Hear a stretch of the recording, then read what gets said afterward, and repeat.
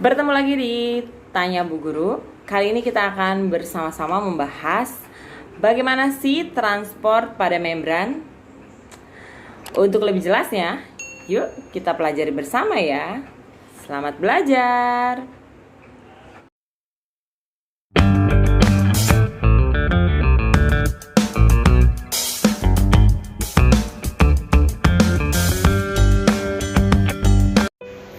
Membran sel berfungsi untuk mengatur gerakan materi atau transportasi dari ataupun keluar sel.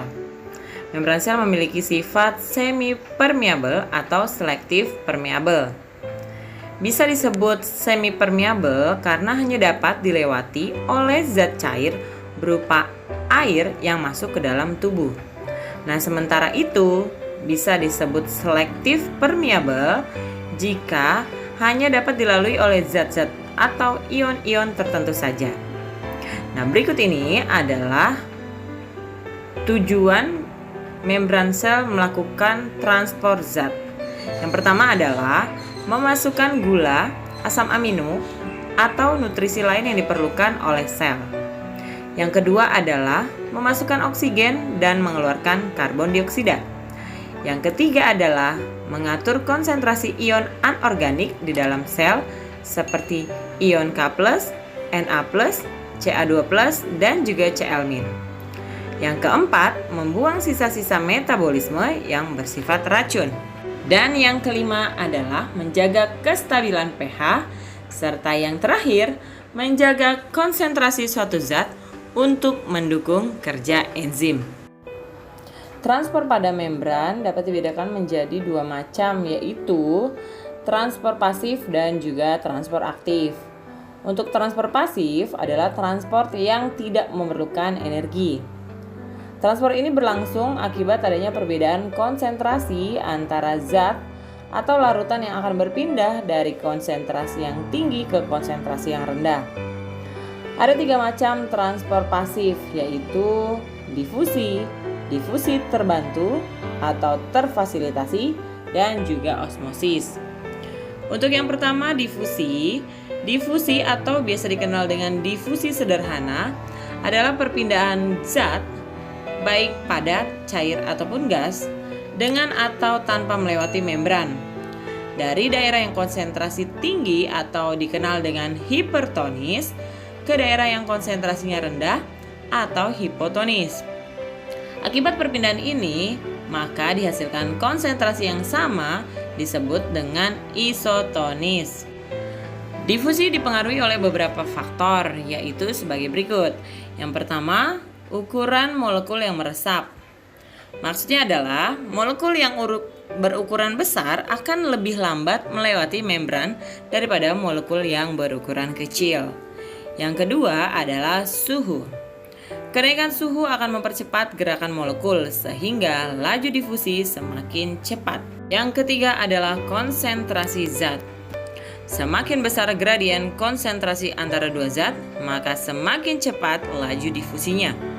Yang keempat adalah wujud materi.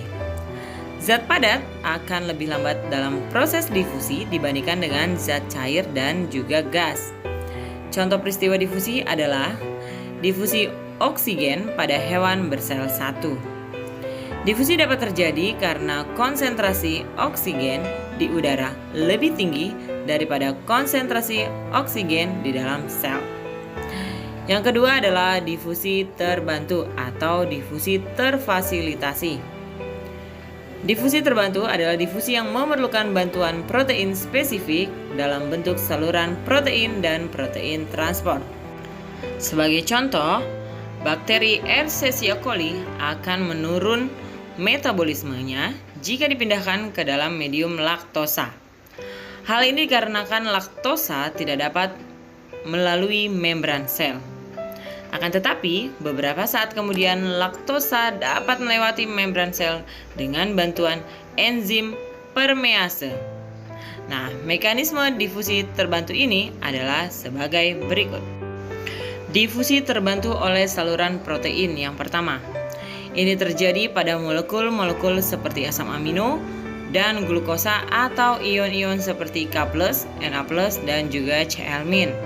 Nah, molekul-molekul tersebut dapat berdifusi dengan bantuan protein integral yang membentuk saluran protein. Yang kedua adalah difusi terbantu oleh protein transport. Protein transport memiliki sifat seperti enzim, yaitu bersifat spesifik terhadap zat dan tempat pengikatan molekul yang diangkutnya. Protein transport dapat berubah bentuk saat mengikat dan melepas molekul yang dibawanya. Misalnya enzim permease, di mana permease adalah suatu protein atau enzim membran sel yang akan memberi jalan bagi ion dan molekul polar tidak bermuatan agar dapat melintasi dua lapisan lipid hidrofobik dari membran sel. Nah, protein transport memudahkan difusi molekul antar asam amino dan juga glukosa. Pada penyakit turunan sistinuria, sel ginjal tidak memiliki protein yang mentransport sintein dan juga asam amino lain.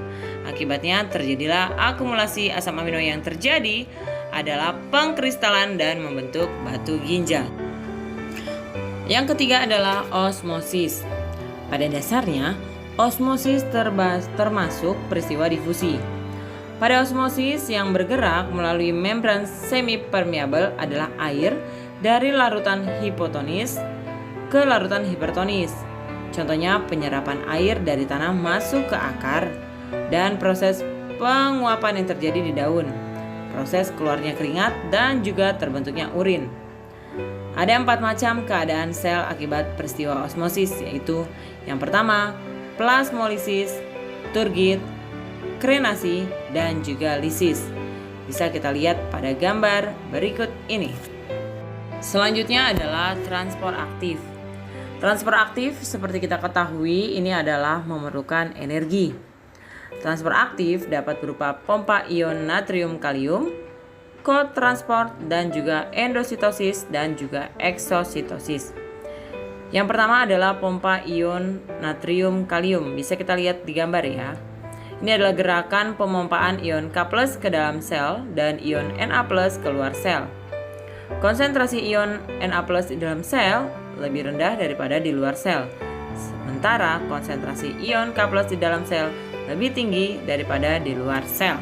Yang kedua adalah kotransport.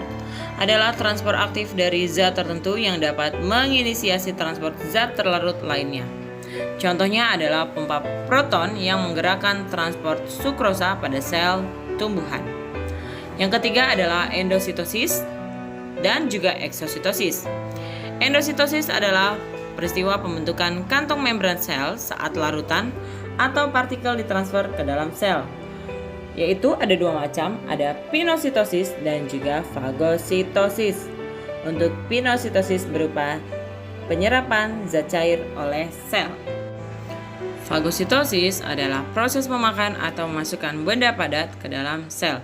Contohnya adalah ketika sel darah putih memakan benda asing yang masuk ke dalam aliran darah. Contoh lainnya bisa juga amuba saat menangkap mangsanya dengan kaki semu atau pseudopodium. Nah, yang selanjutnya adalah eksositosis. Artinya proses pengeluaran zat dari dalam sel ke luar sel. Eksositosis, sekret terbungkus dalam kantong membran yang selanjutnya melebar dan juga pecah. Nah, eksositosis terjadi pada beberapa sel kelenjar atau sel sekresi. Bisa kita lihat untuk gambar berikut peristiwa endositosis dan juga eksositosis. Pembelajaran kita pada hari ini semoga bermanfaat ya. Jangan lupa like, subscribe, dan komen serta download dan share sebanyak-banyaknya. Terima kasih.